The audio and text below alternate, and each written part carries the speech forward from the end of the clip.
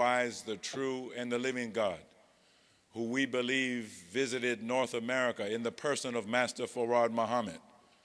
We thank him for coming. We thank him for raising from the midst of the mentally dead the Honorable Elijah Muhammad. And we thank the both of them today for their servant to us in our midst today, the Honorable Minister Louis Farrakhan. In their names and in the names of the righteous, we offer the greeting words of peace. Assalamu alaikum. Happy Savior's Day. How old is Master Fard Muhammad?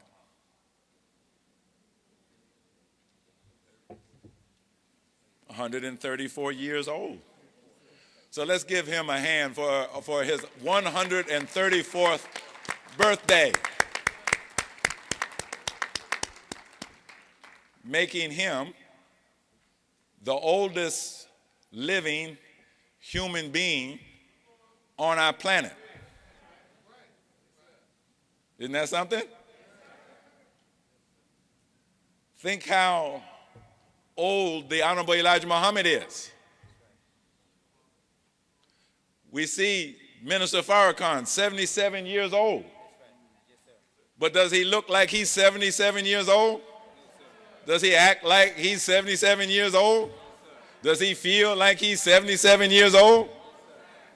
And look around you among the Muslims, the followers of the Honorable Elijah Muhammad, some of us advanced in age, up in our 80s and 90s, but bouncing around like teenagers almost. So that is the aim and the purpose of How to Eat to Live, to expand and extend the lifespan of the righteous. We have been reared in a wicked old world that has forgotten and never knew about the God wisdom that is behind How to Eat to Live, which gives the human being an unlimited lifespan. That wisdom, knowledge, and understanding has been held back for the past 6,000 years. And now, on the coming of Master Fard Muhammad, in answer to the prophecy of Jesus that I am come that you might have life and have it more abundantly, he comes and presents us this life-giving teachings, How to Eat to Live. Don't you want to live a long time? Did everybody answer? Yes, you might not want to live a long time if you don't have a purpose for living. But we have a purpose, don't we? Because we are those who are charged with the responsibility of bringing in a whole new world, bringing in a whole new civilization. Well, Master Fard Muhammad better know how to eat to live. He can't die. The Honorable Elijah Muhammad better know how to eat to live. He can't die before his job is done. What about you? Can you afford to leave here before your job is done? We are of the righteous, and we all have a divine mission and purpose for living. There's something that we are to do, more than just maybe attending your FOI or MGT class, more than just attending the mosque. That's how you get started. But when you get into Islam, then Islam makes you acquainted with yourself. And when you discover who you yourself are, then along with that comes the knowledge of your purpose and your mission in life. And suppose you were to discover that in order for you to fulfill your purpose for living, that you needed to hang around for 200 years. Then what sense would it make to drop your body at 70 years? Wouldn't that be a cruel hoax? Got a job that takes 200 years and you die at 70. That wouldn't be right, would it? Talk back to me. Yeah, you know that wouldn't be right.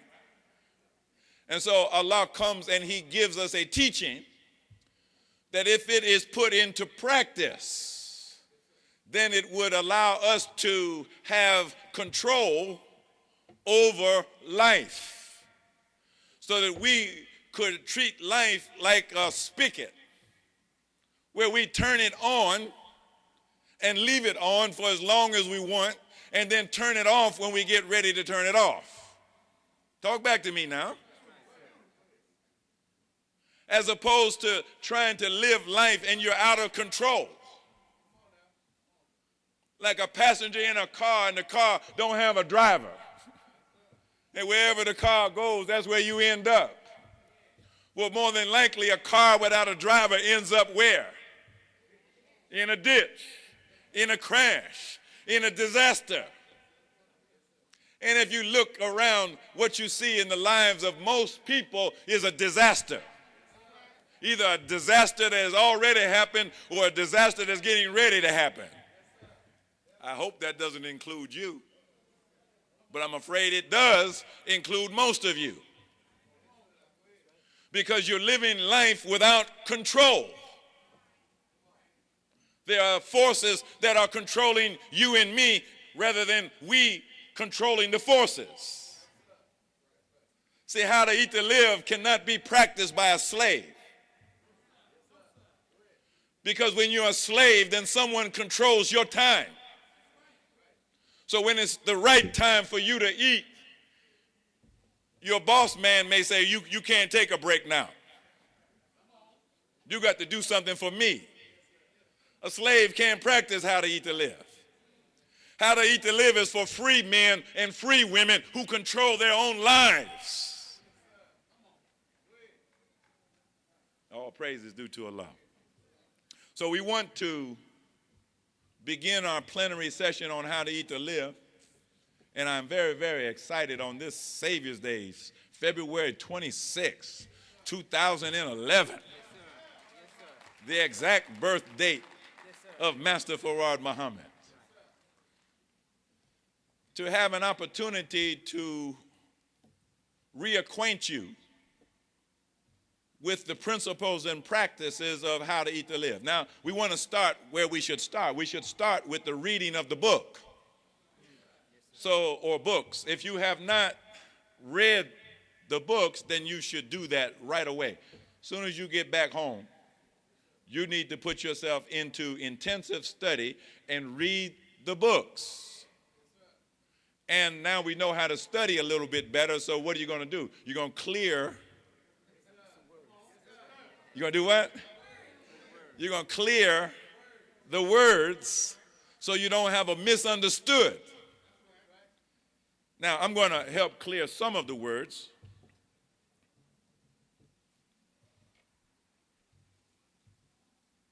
What we want to accomplish today is an alignment of the principles and the practice of how to eat to live with your own life. See, you're already living a life. You have a life, you have a lifestyle, you have somewhere that you live, you have a family, you have a job, you have something that occupies your time. Well, now, there has to be an alignment between all of that, which is a reality, and the practice and the principles of how to eat to live. Does that make sense? So the goals and purposes of how to eat to live are clear: to prepare a people to bring in a new civilization.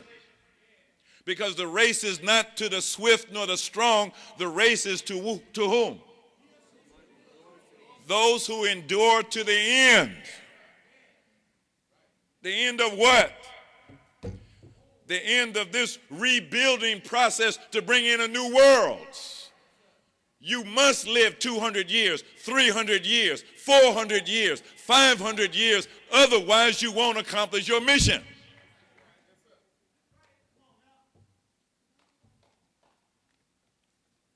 So the goals and purposes have to be aligned with a system, a process, a plan.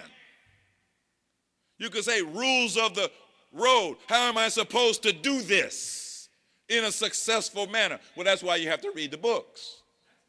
The books give you the rules. Now, how to eat to live can be presented in a real complicated way, or it can be presented real simple. Which one do you prefer? Simple. We'll get to the complicated part later. But right now, real simple. How to Eat to Live is based on two principles: fasting and the right food. 1, 2. Fasting and the right food. Now, what does fasting mean? Well, fasting is where you refrain from food and drink. That's what a fast is. You don't eat anything, including mints, candies, juice. The only exception that you can put in your mouth during a fast, according to the rules as laid out in How to Eat to Live, is coffee and water. Didn't say tea. You added that. You say, well, I don't like coffee. Well, then don't drink it. It didn't say you had to drink coffee, but you could. And you could even put a little sugar and a little cream in your coffee, and it would not break the fast. But anything else other than water breaks your fast. So if you're chewing gum, eating a mint, having some candy, having a little bit of juice or something like that during the day, you are not fasting. You just broke your fast. You can't claim that you're eating one meal a day. You would have to say, well, how many mints did I actually eat? How much juice did I actually drink? Okay, if it was 10, then you had 10 meals that day. So the rules are simple. See, you said you didn't want it complicated, right? You wanted it simple. That's how simple it is. You don't eat anything or drink anything other than coffee or water between your one meal a day, or one meal every other day, or one meal every 3 days. And how far could you go with that? You could actually go up to one meal once a week. Now, that's for advanced practitioners. I wouldn't say that I'm ready to do that.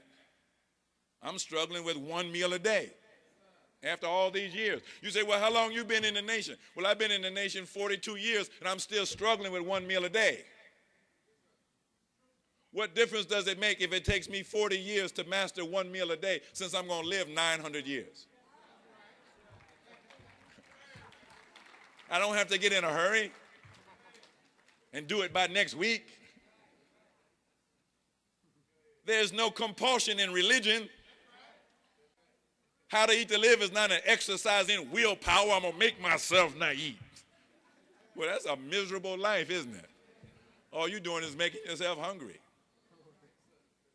So fasting means one meal a day, one meal every other day. And How to Eat to Live also includes a monthly fast, which could go for 2 days or 3 days every month. Now, what about the fast of Ramadan? Well, the Honorable Elijah Muhammad said, me and my followers, we don't even consider Ramadan to be a fast. All they're doing is switching the meal hours from daylight to nighttime. And they eat all night. What's a fast about that? That's not a fast. So the Honorable Elijah Muhammad and his followers, they fast 365 days a year, eating one meal a day. Now, what about the right food? Well, one way of looking at How to Eat to Live, the books, is it's a long list of the right foods and the wrong foods. You could think of it like, okay, what would be at the very top of the list of right foods, and then go all the way down, and as you go down the list, it gets worse and worse and worse and worse, and all the way on the bottom, there would be that nasty pig, right? Are you following me? All food is not equally good or equally bad. What's the best food among the foods that are right and lawful for us to eat? What are the 3 best foods? Navy beans, whole wheat, and pure milk, raw milk. Those are the top 3. So anyone that is attempting to practice How to Eat to Live and leave those 3 out is not actually practicing How to Eat to Live. That's like playing basketball and you forget the basketball. Oh, I don't like that ball. I'm playing basketball. I don't like the ball, though. I'm playing tennis, but I ain't bringing no racket. That wouldn't make sense, would it? So a practitioner of how to eat to live should have raw milk every day or with every meal. Should have bean soup with every meal. And should have whole wheat with every meal. Otherwise, we would have to question your practice. Some of us, we eat macaroni and cheese with every meal, right?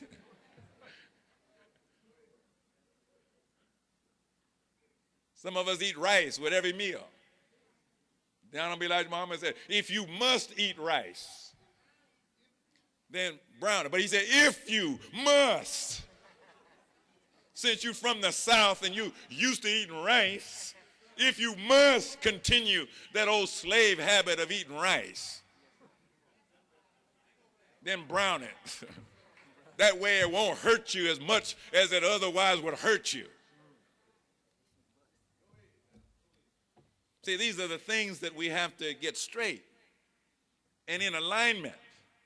We don't want to accept that which is inferior to the neglect of that which is supreme.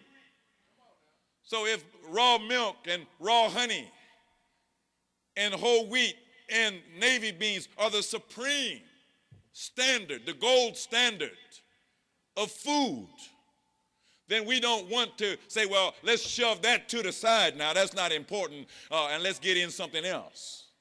Because anything else that you bring in after that is inferior to what you just shoved aside. Does that make sense? Everybody all right? So fasting with the right foods. Now here we have a problem. Because not only did Master Farad Muhammad bring how to eat to live, but he also brought something else. When he came and appeared among us in 1930, he also brought in the judgment. Have you heard about that? The judgment of America? And how the Honorable Elijah Muhammad wrote about the judgment is what? Now. So the judgment of America began in 1930, and if you are judging a wicked government to destroy it for its wicked deeds, then one of the first things that you would touch would be the food supply, wouldn't you? I mean, in a war, if your enemies hold up in a fort somewhere, what do you want to do? You want to put a siege around it, right? So no food can get in there. And after a while, when they start getting hungry in there, what are they going to do? They're going to surrender.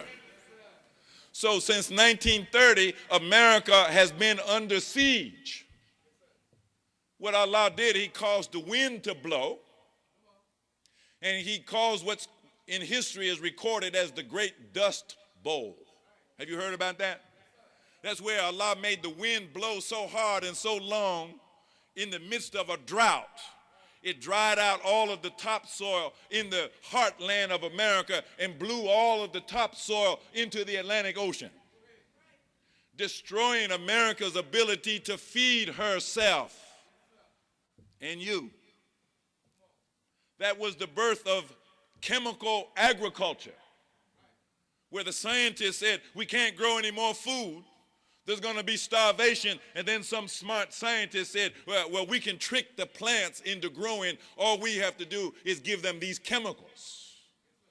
And so since 1930, America's agriculture has been a chemical agriculture producing chemicalized food, which does not have the ability to sustain and nourish the human being. Are you listening? So maybe that's why the Honorable Elijah Muhammad said, get your mouth out of the white man's kitchen. Because Allah has cursed his kitchen, reducing his ability to produce food that is able to nourish you and sustain you. So here's where the trick comes in. You got how to eat to live, and you're reading the list of foods that you're allowed to have, and then you go into Whole Foods or Giant or Safeway or Kroger or whatever supermarket it is, and you buying from them what's mentioned in How to Eat to Live, thinking that that carrot that's in the Whole Foods is the same as the carrot that Master Farad Muhammad meant when he taught the Honorable Elijah Muhammad back in the 30s. That carrot that you find out there today is nowhere close to being the carrot that was in the market in 1930. It looks like a carrot, but it ain't a carrot. The studies have shown that you would have to eat 4 or 5 carrots today to equal 1 carrot in 1950, not to mention 1930. Are you following what I'm saying? So some of us, we're actually following the right list of right foods. We got the list down. We know what to buy, but we're buying it from the enemy who's under the judgment of Allah, and his food is no more good. Are you listening to me? So then the real practice of how to eat to live cannot begin until we begin to produce our own food. Are you following me? You cannot practice how to eat to live buying food from other people. They can't sell you. They cannot produce what you need. They cannot give you what Allah himself intends to give you. You're not getting my point. No, you're not. You're not getting my point. See, what does the Bible say about all these things? It said that the Lord God planted a garden eastward in Eden. The Lord God himself down on his hands and knees in the mud, not praying, planting. For what purpose? To produce food. He created life. Well, that's great, Allah. But how are you going to keep the life going? Well, you keep the life going by producing the food that the life needs. What happens if the life that's created does not get the right food? It dies. It suffers and dies. It weakens. It becomes disabled. It becomes diseased, and ultimately it dies because the life cannot sustain itself without food. We live in a commercialized world that makes everything into a business. Food is not a business. Food is life itself. Look at your body. Go on and look. You have one, right? Well, the question is, are you going to keep it? You won't keep it if you don't feed it. It'll be just like the cat you got at home. What happens to the cat if you won't feed it? It'll leave. Well, that's what your body's doing. When you don't feed it, it starts to leave. Bit by bit, piece by piece. Look at your body. Your body is the result of nutrition. You are today what you ate yesterday. If you was eating good, you would look good today. So we don't have to have any mystery about it. The reason you look so bad is because you don't eat good. You're eating bad, and it makes you look bad. It makes your body bad. It makes your body hurt. It makes you limp. It makes you have a headache. It makes you have a stroke. It makes your stomach ache. Because you're not eating right. Your skin ain't right. Your hair is not right. Your nails break off. You can't remember. Why? Because your diet is wrong.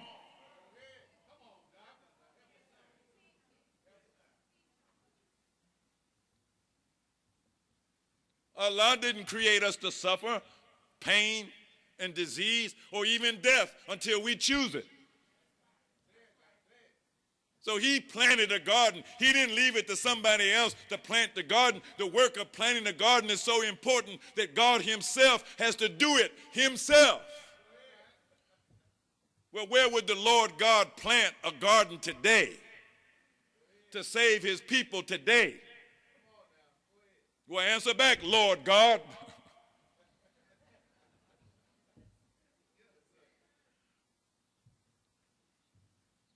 I don't think they got that, brother. No, they didn't get that. They waiting on the Lord God to plant something for them. They don't realize they the Lord God. Who is Allah? The black man of Asia, right? Well, who are you? So how come you ain't planting a garden? You waiting on somebody else. People ask me, what should I have in my survival kit? Well, how long you intend to survive? If you intend to survive for eternity, then your survival kit is called the farm, or you're going to hear about hoop houses. That's your survival kit. See, to be thinking about it some other kind of way, what do you mean? I'm going to have a 6-month survival kit because that's how long it's going to take the white man to get back in power after Allah brings him down. Then he's going to start feeding me again after 6 months. Really? No, I don't think he ever going to get back up. That's the way I heard it. He ain't never coming back. This modern Babylon has fallen to rise no more. So if we are totally dependent on what modern Babylon feeds us in order to sustain our lives, then we won't have life. Maybe that's why the prophecy says, I am come that they might have life. Which of course implies maybe they won't. Because maybe they won't listen to me. Maybe they won't do what they need to do. Maybe they will play lip service to how to eat to live. They will say one thing out of their mouth, but they won't actually practice it.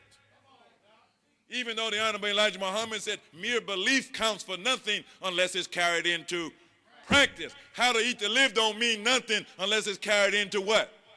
Practice. And you can't practice it eating somebody else's inferior quality food. You got to get into the food production business. So when we look at the hoop house, we're going to show a video. And it's the founder of Growing Power. Some of you know Will Allen. How many of you are taking Will Allen's course in Milwaukee at Growing Power? Would you please stand up? There's about 8 or 9 people from the nation. Brother John here and myself did it last year. But we need to learn that technology of how to produce food where we are. So you might not be living eastward in Eden. You might be in East Brooklyn. You might be in East LA. Well, you still got to eat. So you got to figure out, how do I plant a garden where I am, where my family is, where my mosque is, so we can live here. Because if you run out of food where you are, then where are you going? You ain't going to stay home. Say, well, when the end comes, we're going to go to the mosque. What's at the mosque? You won't stay at the mosque if the mosque can't feed you. See, so we got to think about these things right. So Will Allen is going to speak to us about what he calls the good food revolution. So he's coming with the technology to help us put how to eat to live into full practice. You cannot buy the food that is necessary for the Muslim to live. If you eat an inferior food, you will be an inferior Muslim or an inferior Christian. I did a lecture some years ago called "The Problem is Nutrition." You want the people to act better, well, then you got to feed them better. If you want them to be smarter and stronger with more endurance, more stamina, more energy to get something done, you got to give them the food that produces that kind of outcome. But eating fast foods, refined foods, processed foods, industrialized foods, you can't be no Muslim on a diet like that. Not a good one. You'll be one, but you will be non-productive. Because you won't have the energy. You go home, I'm tired. I can't go to the mosque. I'm tired. I can't sell no pill. I'm tired. And you will be tired. So he's going to introduce us to the technology of intensive commercial agriculture. And he's starting at the beginning, which is not growing food. One of the things you'll notice about life, before you can do something, there's always something else that you have to do first. So you might be all excited to grow some food, but before you grow some food, you got to grow the soil.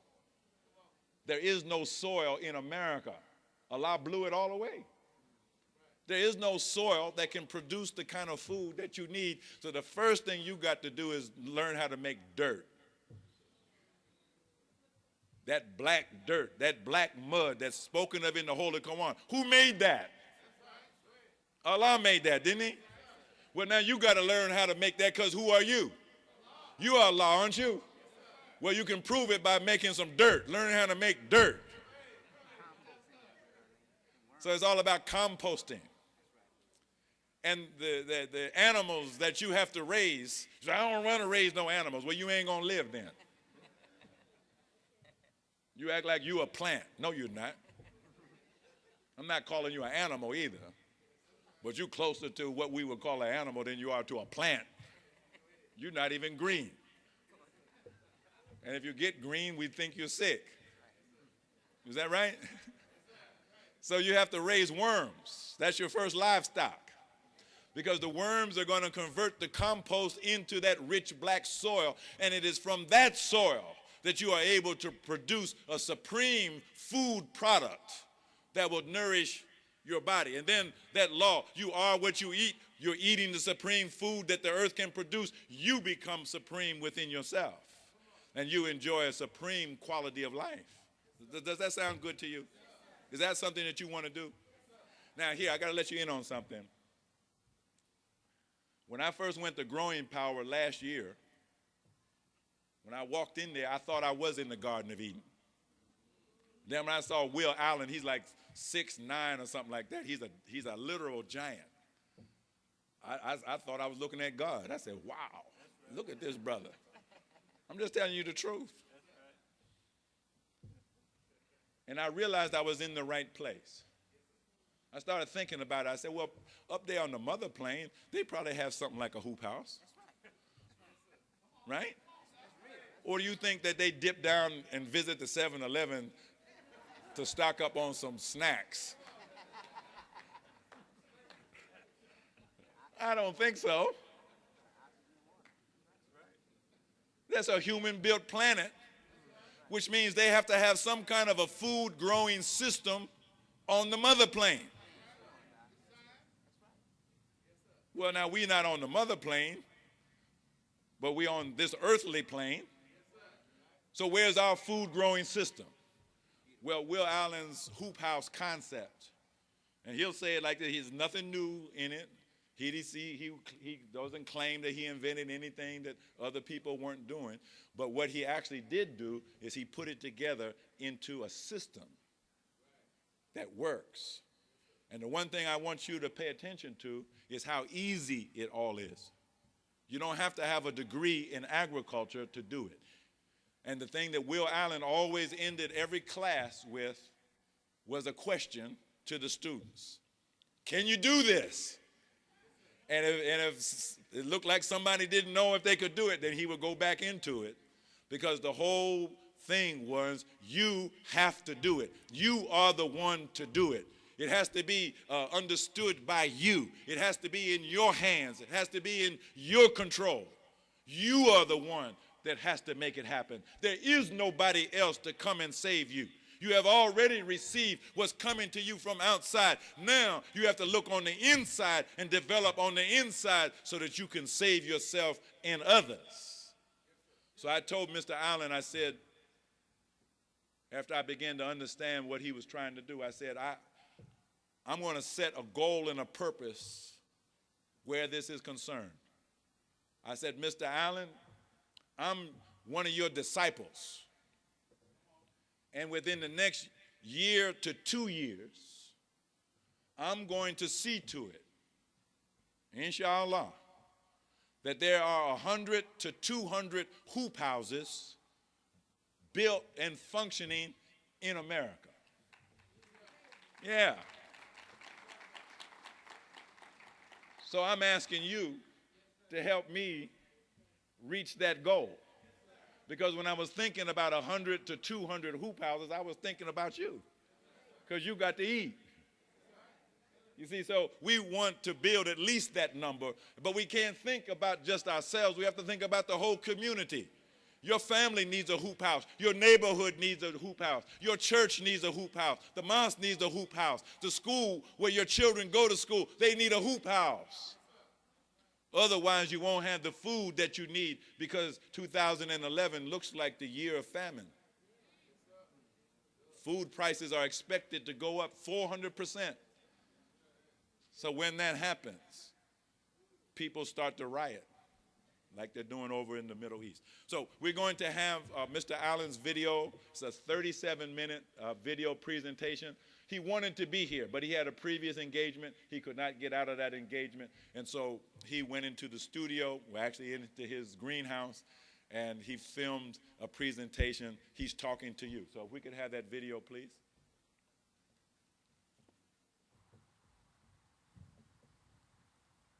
Hello, my name